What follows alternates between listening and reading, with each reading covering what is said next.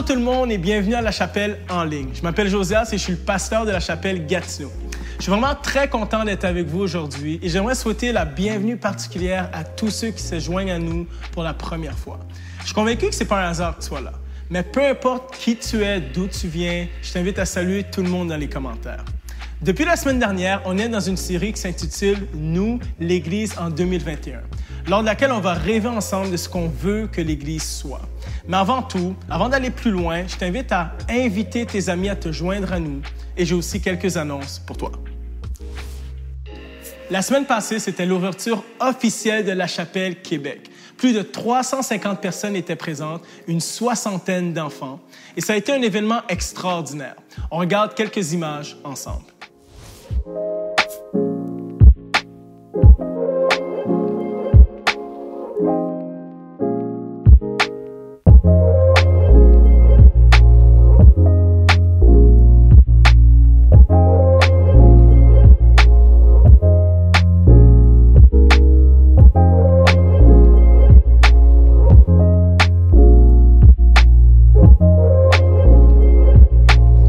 Bravo au pasteur Jean-Philippe Baudry et Valérie Fay, mais aussi à toute l'équipe de la Chapelle Québec pour cette belle réussite.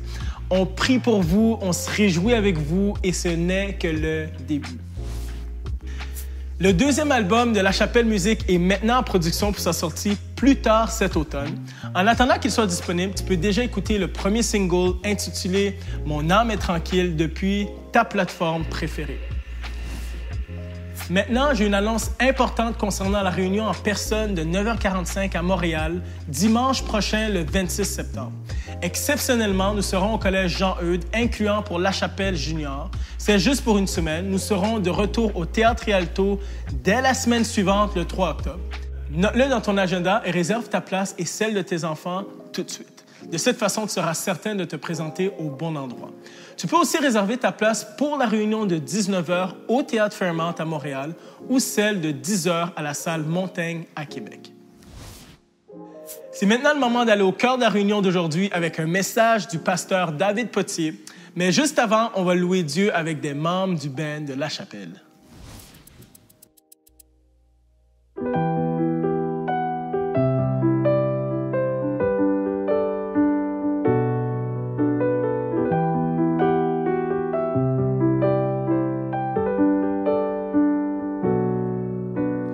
Lorsque je m'égare et que les ténèbres couvrent la voie, quand tous ces mensonges m'attirent et me détournent de toi, j'ouvre alors les yeux et aperçois ta lumière. Je regarde toi et retrouve mes repères. Mon âme était perdue, mais tu m'as retrouvé à la croix. Non, rien n'est plus haut, plus haut, plus haut. Rien n'est plus haut que la croix. Non, rien ne dépasse ton amour pour moi. Oh, oh. Non, rien n'est plus haut, plus haut, plus haut. Rien n'est plus haut que la croix. Non, rien ne surpasse ton amour pour moi.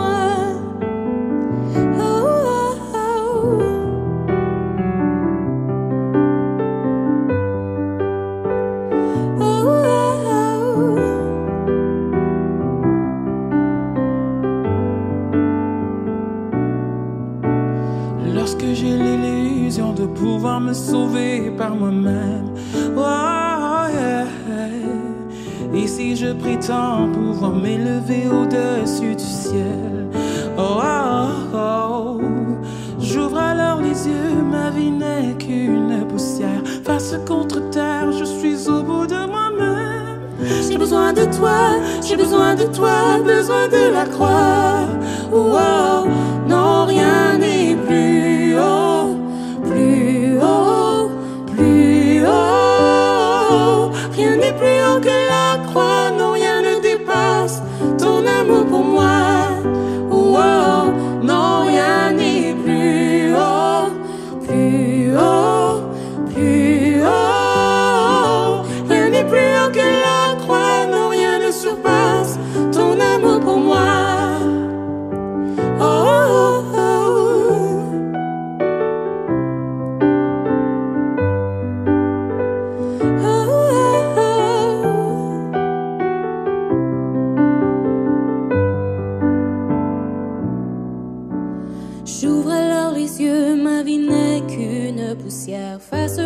terre. Je suis au bout de moi-même. J'ai besoin de toi, j'ai besoin de toi, besoin de la croix.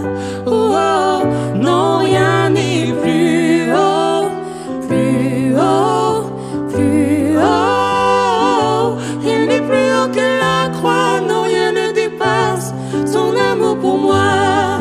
Oh, oh, non, rien n'est plus haut, plus haut, plus haut. Rien n'est plus haut que la croix, non, rien ne surpasse ton amour pour moi.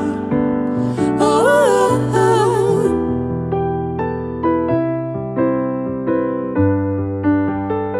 Oh, oh, oh.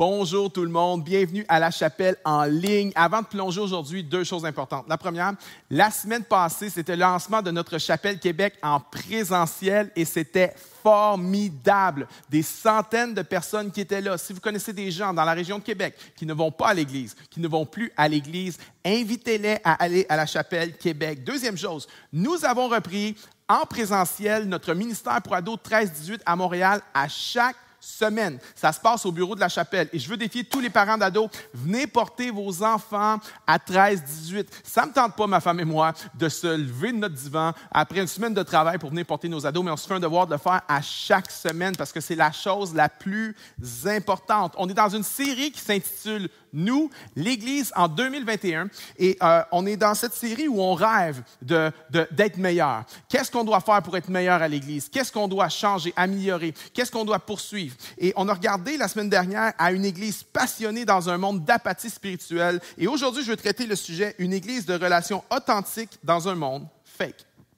On vit dans un monde qui est fake. Le week-end dernier, j'ai été avec ma femme Karine à Las Vegas. Non, je n'ai pas été jouer au casino.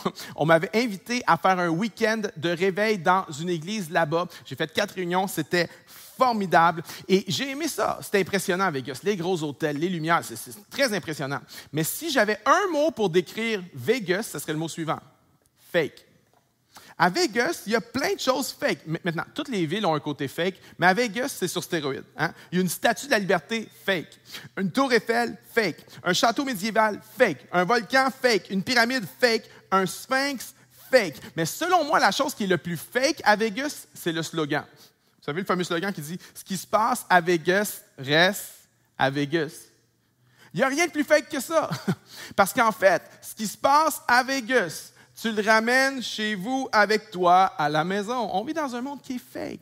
La publicité, c'est fake. Tu as déjà réservé un hôtel, tu regardes les photos en ligne, tu dis « Oh, c'est beau, la mer est belle, c'est vraiment nice. » Et puis là, quand tu arrives sur place, tu fais « Oh, ils ont fait une bonne job de Photoshop. Hein? » Les modèles de beauté qu'on nous présente, souvent, c'est juste du fake. Je me souviens d'un TED Talk que j'ai regardé avec Cameron Russell, qui est une ancienne top modèle. Puis, dans son TED Talk, elle montrait des photos d'elle en train de défiler, puis elle dit « Ça, c'est pas moi. Ça, c'est une mise en scène avec des photographes, des stylistes, des coiffeurs, des maquilleurs et de la post-production. Ça, c'est pas moi, c'est fake. » Et après ça, on se demande pourquoi nos gamines de 12 et 13 ans ont des troubles alimentaires. C'est parce qu'elles passent leur temps à se gaver de photos qui sont fake. Les médias sociaux, c'était quelque chose à la base qui devait nous connecter. Mais les médias sociaux sont devenus un outil de gestion de l'image. Et lorsque quelque chose devient un outil de gestion de l'image, ça devient automatiquement fake. Il y a un côté de moi qui je ne sais pas si vous avez déjà vu des vieilles photos, des très vieilles photos, des années 1800. Là. Il y a quelque chose qui m'attire dans ces photos-là et je ne comprenais pas pourquoi. C'est spécial, ça me fait toujours rire un peu ces photos-là parce que sur ces photos-là, tout le monde est laid. Hein? Tout le monde. Les hommes ont de l'air de des femmes, les femmes ont de l'air de des hommes. On dirait que tout le monde est sale, tout le monde est sorti tout droit d'une mine de charbon, puis personne ne sait quoi faire avec sa face. Tout le monde est comme...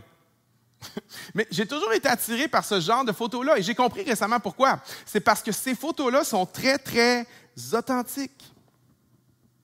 Le fake est tout autour de nous et le fake a affecté nos relations humaines comme jamais auparavant.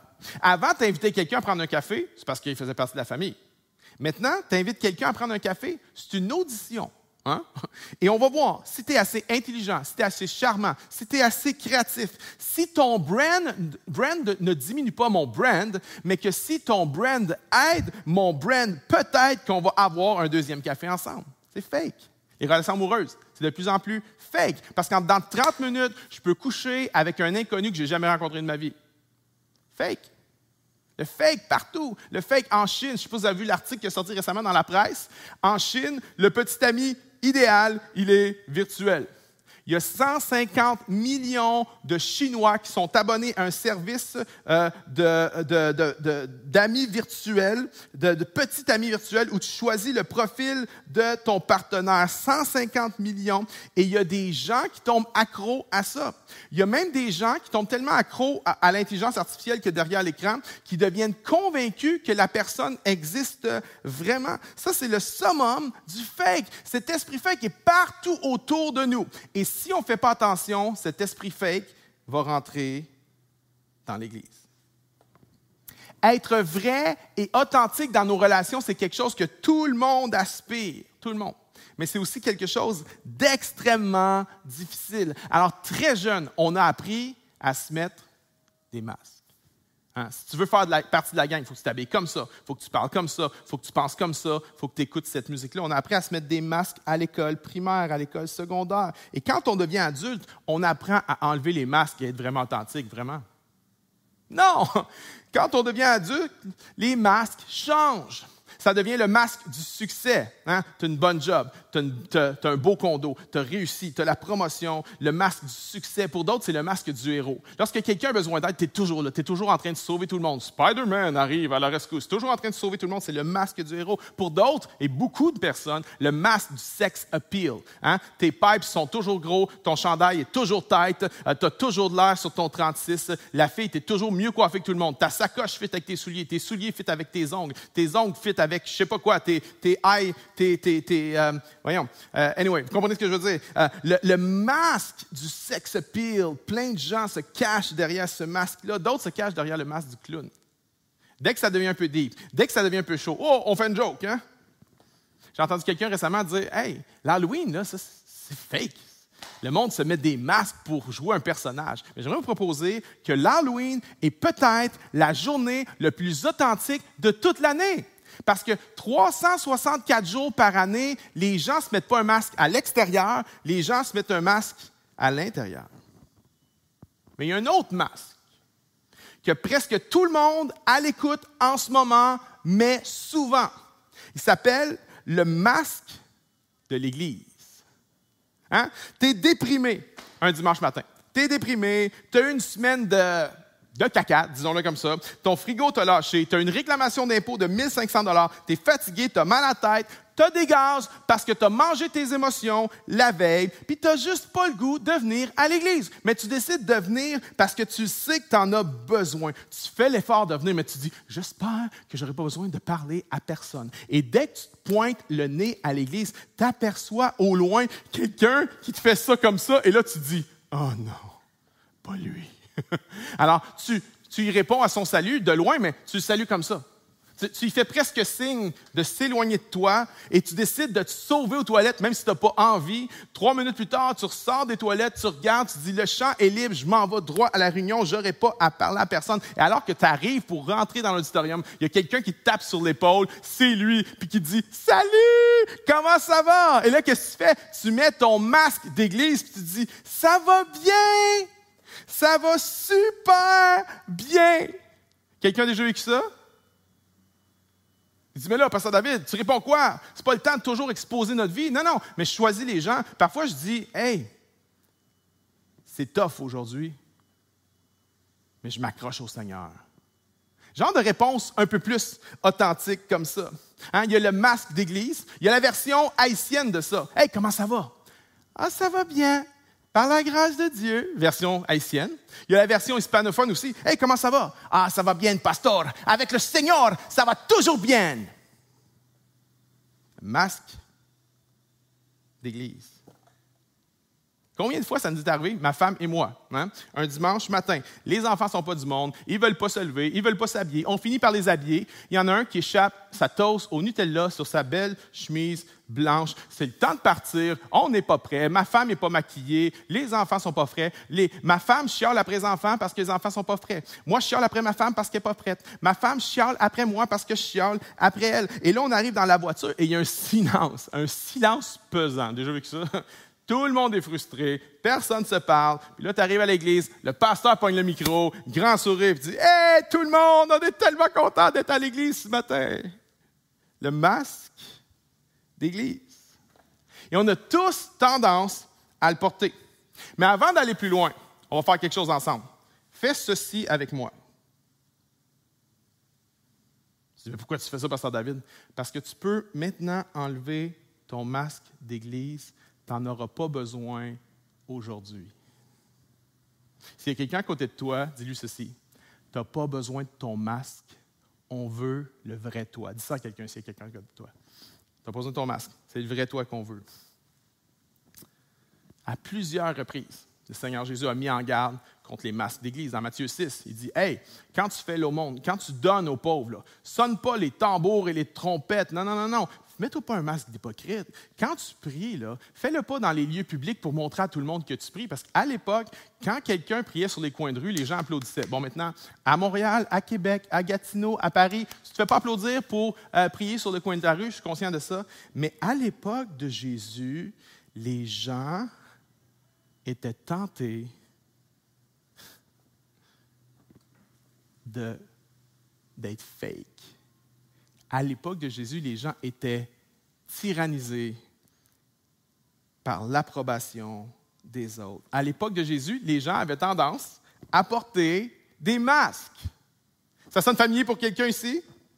Maintenant, laissez-moi vous lire un passage où Jésus parle des masques. Et je l'ai lu dans la version de Message et j'étais scotché. Eugene Peterson a réussi à nous capsuler la pensée de Jésus d'une façon absolument extraordinaire. Luc 12, verset 1. À ce moment-là, la foule, indocile et se marchant sur les pieds, se comptait par milliers. Mais la principale préoccupation de Jésus était ses disciples. Il leur dit, « Faites attention à vous-même pour ne pas vous contaminer avec le levain des pharisiens, la fausseté pharisienne. » Écoute bien ceci. « Vous ne pouvez pas garder votre vrai moi caché pour toujours. Avant longtemps, vous serez exposés. Vous ne pouvez pas vous cacher éternellement derrière un masque religieux. Tôt ou tard, le masque glissera et votre vrai visage sera connu.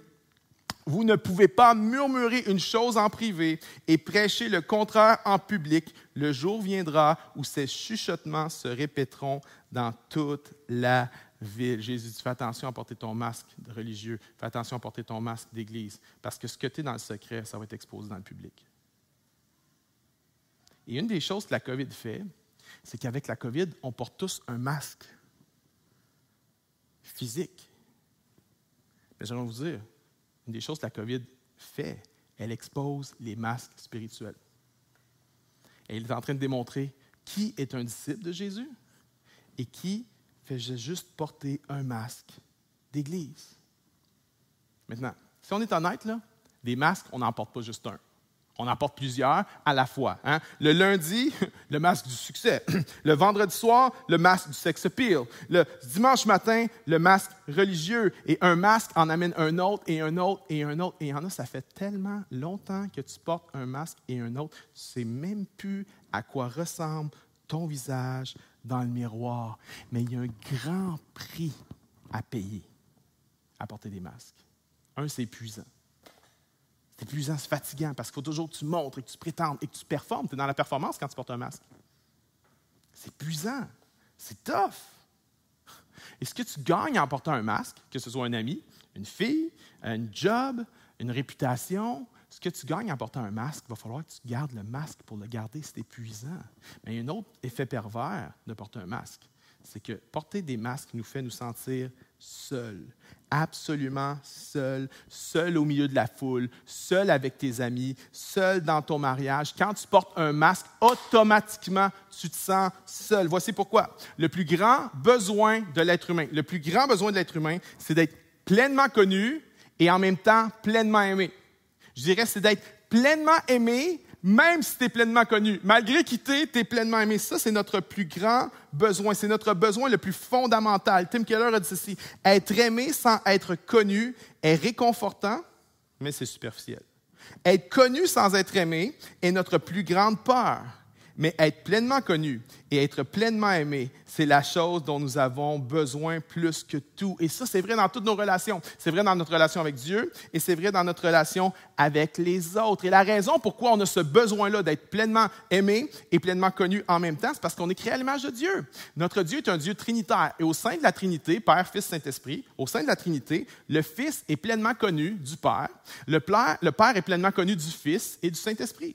Et au sein de la Trinité, le Fils est pleinement aimé du Père et le Père est pleinement aimé du Fils et du Saint-Esprit. Alors, nous, à l'image de Dieu créé que nous sommes, on languit pour une relation qui reproduit ce qui se passe au sein de la Trinité. Mais ce désir relationnel repose sur un fondement qui est essentiel, l'authenticité. Tu dois être vrai.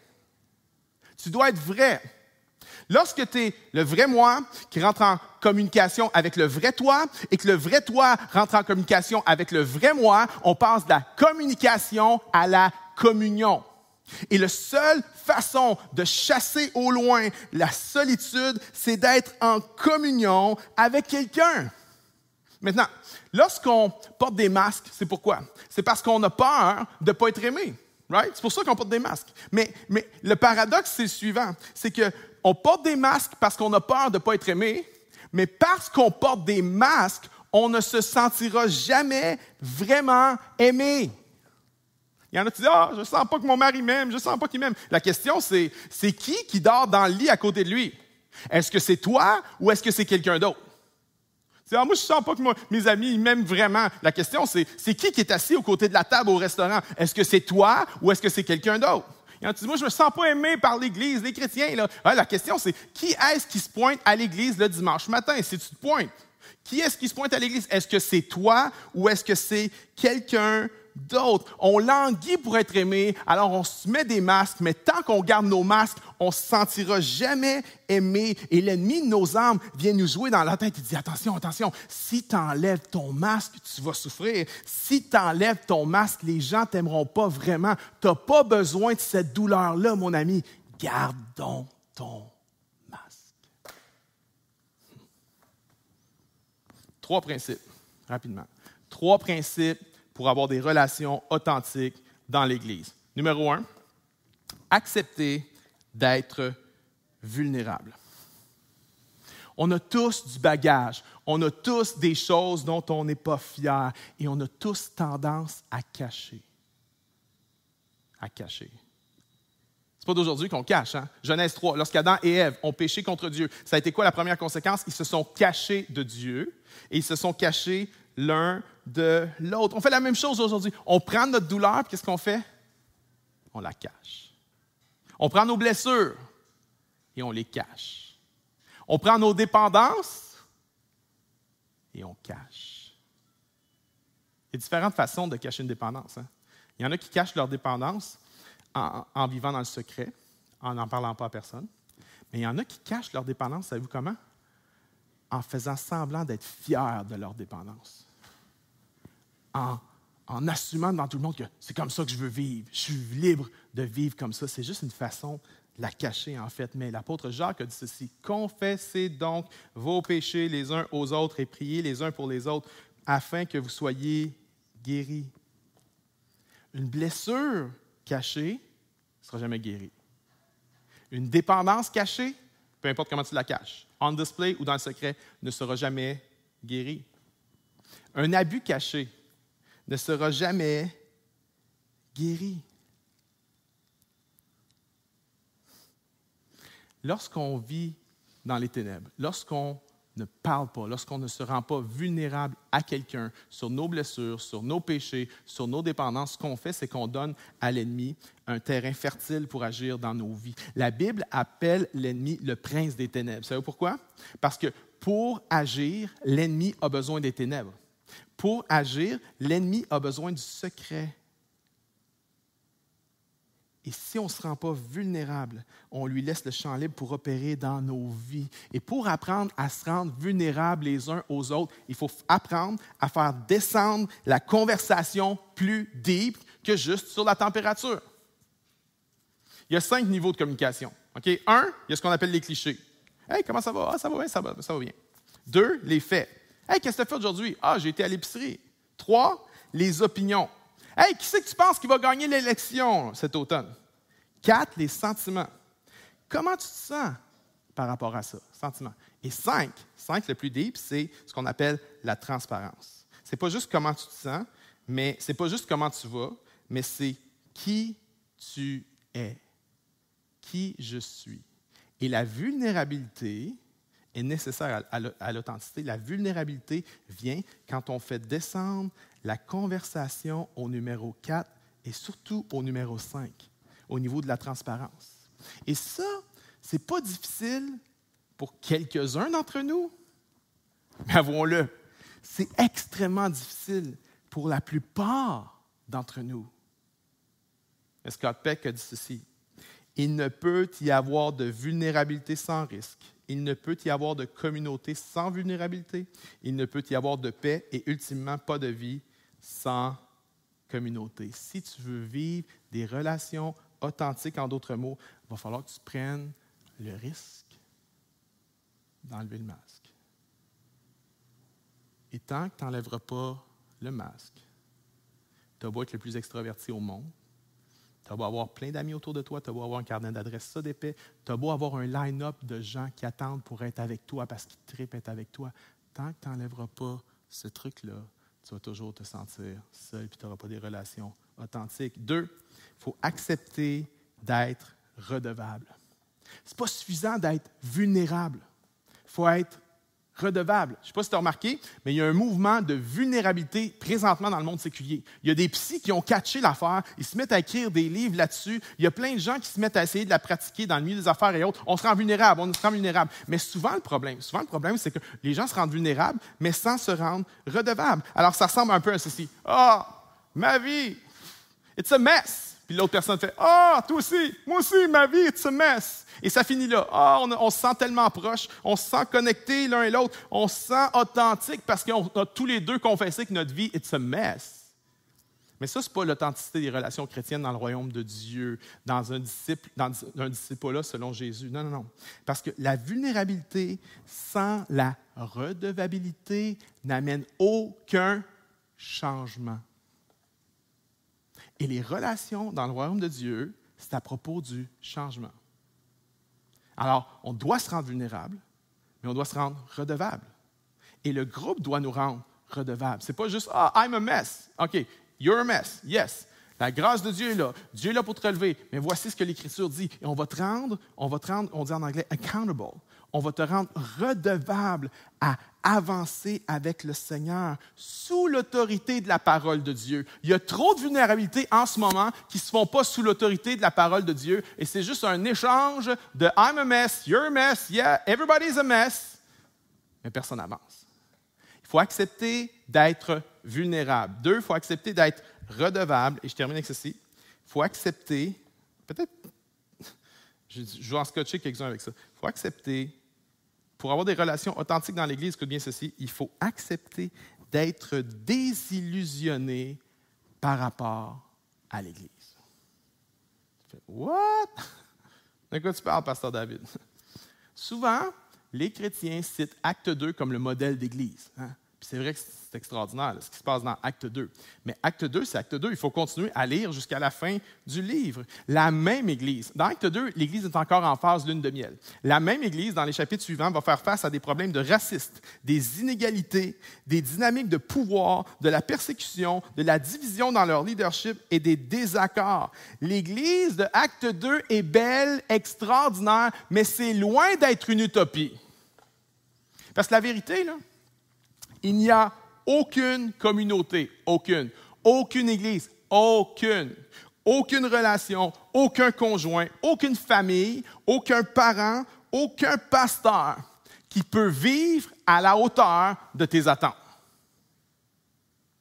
Tôt ou tard, tout et tout le monde va te décevoir. Tôt ou tard, tout et tout le monde va te décevoir. Et généralement, plus tu as déifié quelqu'un ou quelque chose, plus la claque va faire mal. Et ça t'inclut toi-même. Tôt ou tard, tu vas te décevoir parce que tu es incapable d'être à la hauteur de tes propres attentes. Et plusieurs personnes en ce moment sont désillusionnées par rapport à l'Église. Et moi, je réponds, parfait. C'est pas une mauvaise chose. Être désillusionné, ça veut dire être dépouillé d'une illusion. Une illusion, quelque chose qui n'est pas vrai. Dietrich Bonhoeffer, qui est un brillant théologien, qui a été pasteur pendant l'Allemagne nazie, pendant la Deuxième Guerre mondiale. Lui, entre 1935 et 1937, il avait fondé un collège biblique à Finkenwald, en Pologne. Et son collège biblique était surveillé par la Gestapo. Souvent, il y avait des étudiants qui se faisaient arrêter. Et dans ce collège biblique-là, Bonhoeffer a créé une expérimentation phénoménale. Il a créé une communauté. Il voulait vraiment vivre comme des disciples de Jésus et mettre en pratique les principes de vivre en communauté selon le Nouveau Testament. Et ce qui est génial, c'est qu'il a recordé son expérience dans un livre qui s'appelle « De la vie communautaire ». Et c'est fou, c'est un bijou extraordinaire. C'est le livre sur la communauté à lire, « De la vie communautaire », Dietrich Bonhoeffer. Et il dit dans ce livre-là, en fait, que la seule façon d'expérimenter la communauté authentique, c'est d'être désillusionné sur la communauté et de passer le stade de la désillusion. Je vous lis une citation, OK? Elle est un peu longue, mais prenez le temps de l'écouter comme il faut. Bonhoeffer dit ceci. Il parle de la fameuse désillusion. Plus l'heure de cette désillusion sonne tôt pour le croyant et pour la communauté, mieux cela vaut pour tous les deux. Mais une communauté qui ne supporterait pas une telle désillusion et qui ne la traverserait pas, qui s'accroche par conséquent à son illusion alors qu'elle devrait l'avoir brisée, devra tôt ou tard faire faillite. Toute image humaine illusoire qui se trouve introduite dans la communauté chrétienne empêche la communauté authentique et doit être brisée pour que la communauté authentique puisse vivre. Celui qui préfère son rêve d'une communauté humaine à la communauté chrétienne elle-même, celui-là devient le destructeur de toute communauté chrétienne, quelle que soit l'honnêteté, le sérieux et le dévouement qu'il exprimait personnellement dans ses intentions. Bonhoeffer dit, « Hey, on a tous une illusion sur la communauté et lorsque tu frappes le mur, si tu refuses de passer à travers ça, tu ne vivras jamais la communauté vraie et authentique. » C'est facile d'aimer l'idée de la communauté. C'est facile d'aimer l'idée du mariage, l'idée de l'amitié, l'idée de l'unité. Mais c'est pas mal plus difficile d'aimer Joe Blow qui mange et qui parle avec la bouffe dans sa bouche à ton 5 à 7. C'est pas mal plus tough faire ça que l'idée de la communauté. C'est pas mal plus tough d'aimer Sarah, qu'à part du 5 à 7, elle fait jamais la vaisselle. Elle amène jamais de bouffe, elle fait jamais la vaisselle, mais c'est plus tough à aimer. C'est plus tough à aimer les gens qui sont ambivalents à suivre Jésus, qui se disent chrétiens, mais qui n'agissent pas comme des chrétiens. C'est difficile parfois d'aimer les gens qui n'ont pas la même opinion que toi sur le vaccin. Mais si on n'est pas capable de passer le stade de la désillusion, et Bonhoeffer dit le plus vite que ça arrive, le mieux c'est, OK? Parce qu'il y a différents stades dans notre relation avec une communauté. Lorsque tu arrives, John Tyson dit ceci, il y a 4 stades. Le premier stade, c'est l'excitation. L'excitation. Tu arrives en quelque part, une église, waouh, c'est formidable, pasteur David, hey, il n'est pas plate, hein? Il n'y a pas de robe, waouh, hey, il y a des enfants, c'est cool, un prêtre marié, c'est nice. Quelque chose de nice, trouve ça nice. Ou tu es un chrétien qui vient d'une autre église, ah, c'est cool la chapelle, j'aime ça la chapelle, il y a des choses qui sont bonnes à la chapelle. Puis là, il y a l'excitation. La deuxième phase, c'est quoi? C'est la désillusion. Ouais, je pensais pas que c'était comme ça à la chapelle, wow. Je pensais pas que les chrétiens étaient de même. Je pensais pas qu'un chrétien pouvait agir de même. Je pensais pas que c'était possible pour un pasteur d'être comme ça. La désillusion. La troisième étape, c'est reconnaître notre idolâtrie de la communauté.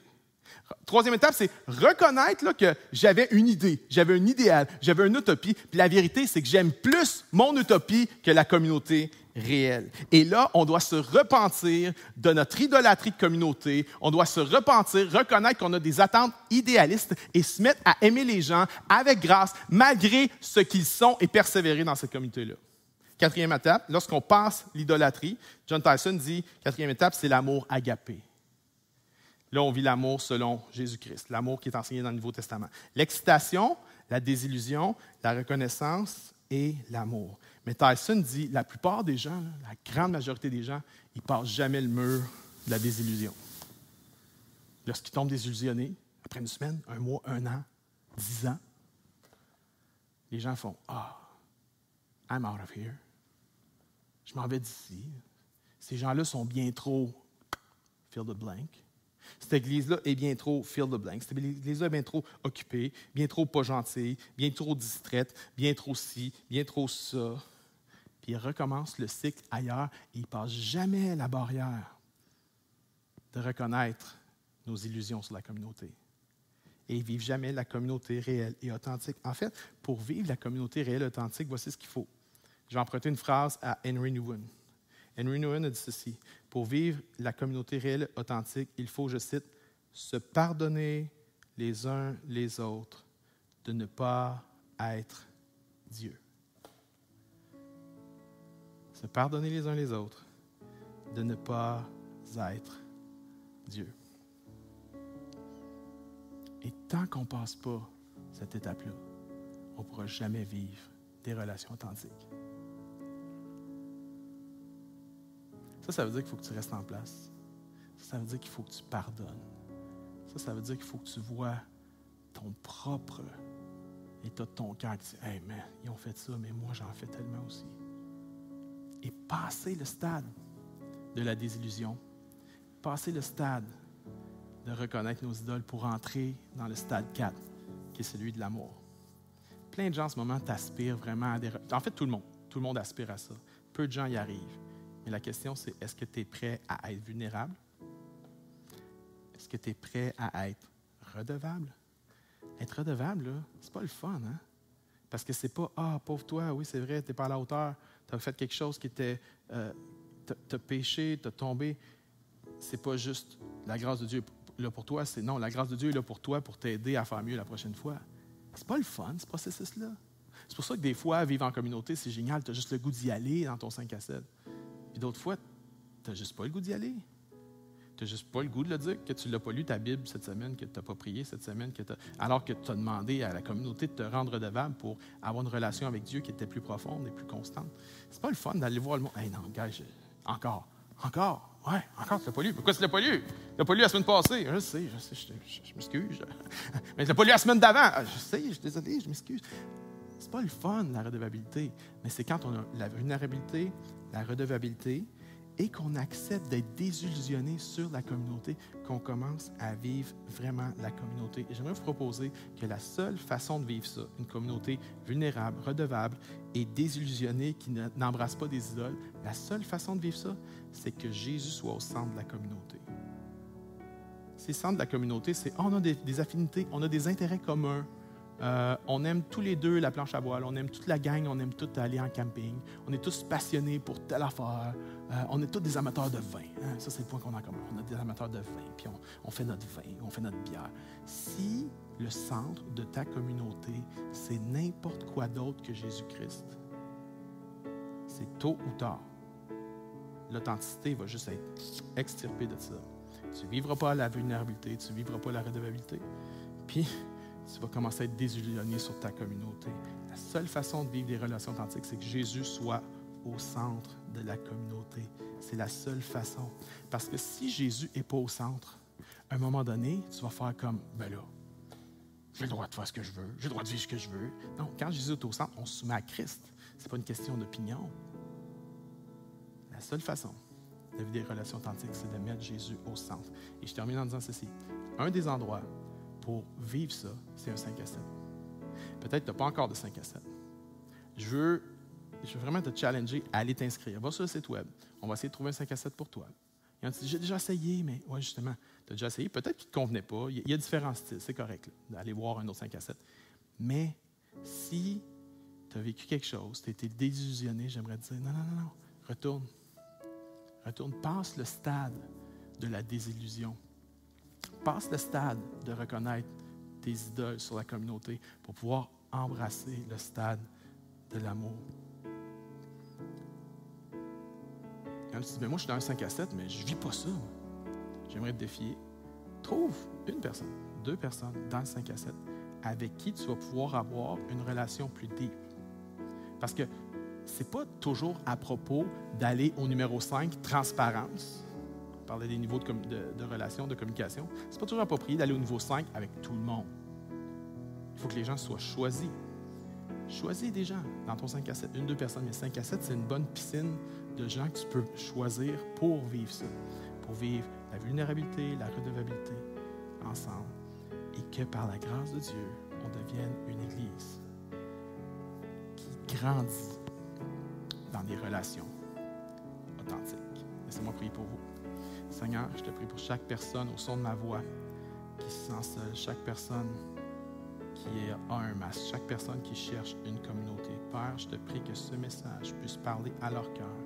Seigneur, tu désires que chacun puisse vivre des relations profondes et authentiques. Alors je te prie que ce message convainc les cœurs, parle au cœur et que suite à ce message, tu puisses donner le courage aux gens de faire leur next step, de faire la prochaine étape, de ne pas se recroqueviller sur eux-mêmes, mais de marcher dans la prochaine étape parce que Seigneur, tu nous as créés pour des relations authentiques à ton image, comme celle qui est au sein de ta Trinité. Je te remercie, Seigneur Dieu, qu'en Jésus-Christ, c'est possible de vivre des relations authentiques. Lorsque Jésus est au centre, c'est possible. Lorsque Jésus est au centre, on va se pardonner. Lorsque Jésus est au centre, on va toujours se repositionner. Lorsque Jésus est au centre, tout est possible. Père, je te prie que chacun puisse faire un pas, chacun puisse avancer dans ce défi aujourd'hui. C'est dans le nom de Jésus que j'ai prié. Amen. Si tu n'as pas de 5 à 7, va sur le site web de la chapelle. Va t'inscrire, il y a un 5 à 7 pour toi. Maintenant, répondons à ce message en louant et en adorant le Seigneur ensemble.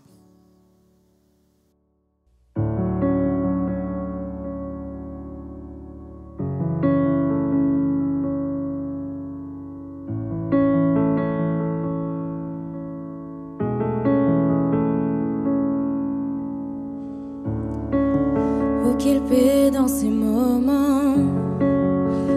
calme de ta présence, quand le bruit faiblit et tu parles à mon âme. Tu as toute mon attention, fais-moi entendre ta voix. Je ne veux rien manquer, Seigneur, mon cœur désire plus de toi, mon cœur recherche ta face, alors je cède à toi.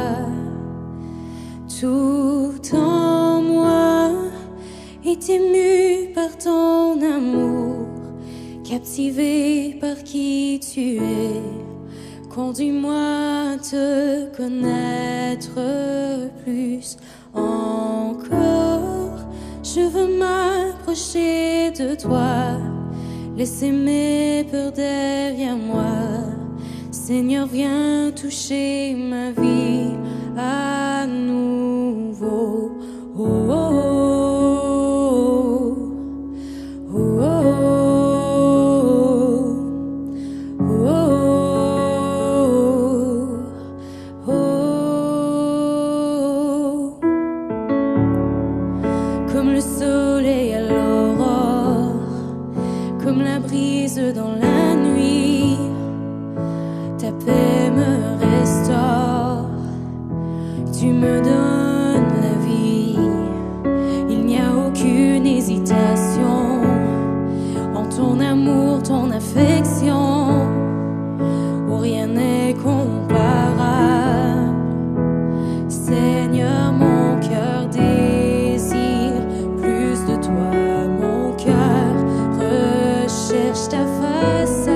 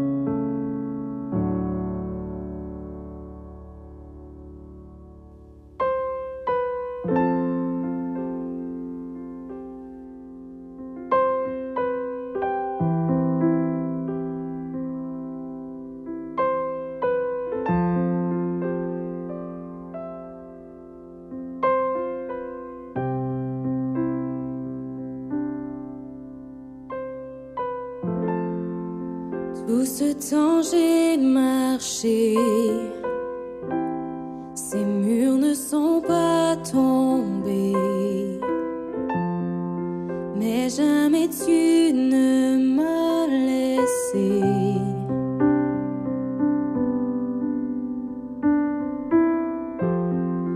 Oh Dieu, j'attends de voir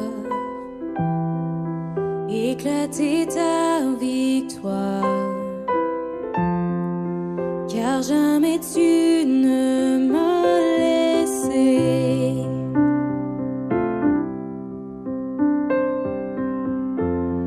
Ta promesse est vraie et ta fidélité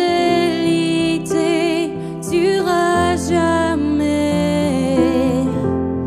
Gardé par ta main, conduit sur ton chemin, tu ne faillis jamais. Oh.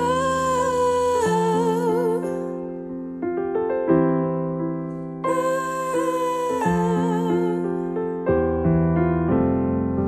La nuit disparaîtra, ta parole s'accomplira,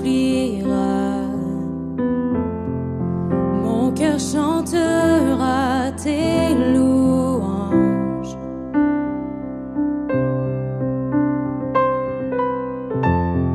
Jésus, tu me suffis,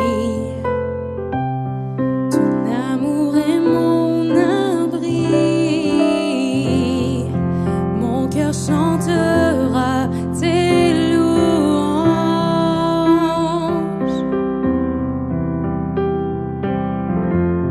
Ta promesse est vraie et ta fidélité durera jamais. Gardé par ta main, conduit sur ton chemin, tu ne faillis jamais. Ta promesse est vraie et ta fidélité durera jamais. Gardé par ta main, conduit sur ton chemin, tu ne faillis jamais.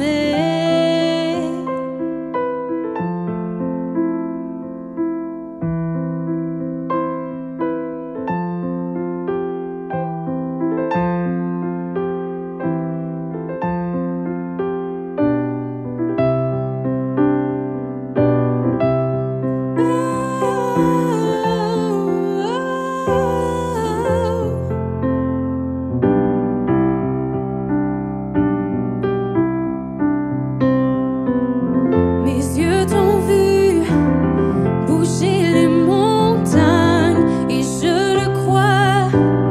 À nouveau tu le feras dans le néant. Tu traces la voie et je le crois. À nouveau tu le feras. Mes yeux t'ont vu bouger les montagnes et je le crois. À nouveau tu le feras dans le néant. Tu traces la voie et je le crois.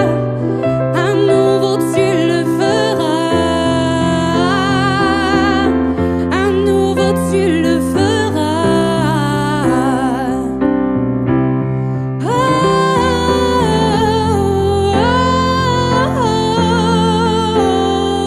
oh. Promesse.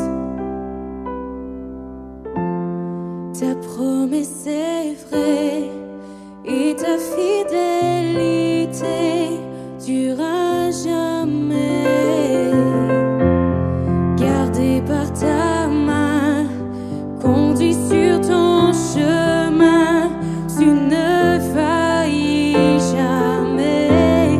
Ta promesse est vraie et ta fidélité durera jamais.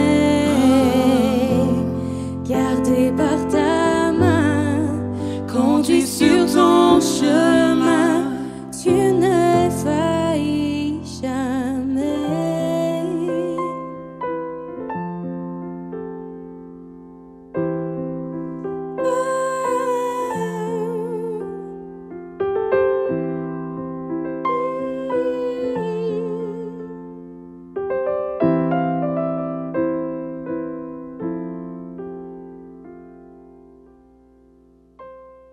Merci aux musiciens de la chapelle et aussi à David pour son message qui nous met au défi de cultiver des relations authentiques en tant qu'Église, mais aussi en tant qu'individu.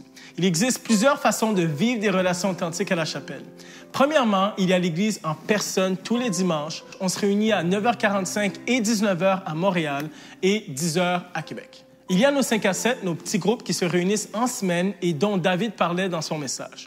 On a aussi des groupes Facebook pour les gens de chacune de nos chapelles et même ceux de la chapelle en ligne.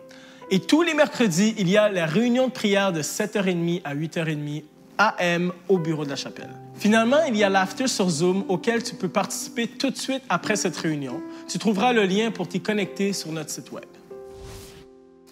Merci à tous ceux qui sont généreux semaine après semaine. C'est grâce à vous qu'on peut se réunir en ligne et en personne, ouvrir de nouvelles églises et faire une différence autour de nous. Tu peux donner de façon automatique par l'entremise de notre site web ou de notre application mobile. C'est facile, sécuritaire et ça fait du bien. Merci d'avoir été avec nous aujourd'hui. La semaine prochaine, on poursuit notre rêve pour l'Église en 2021 avec le pasteur David Potier en ligne et à Montréal et le pasteur Jean-Philippe Baudry à Québec.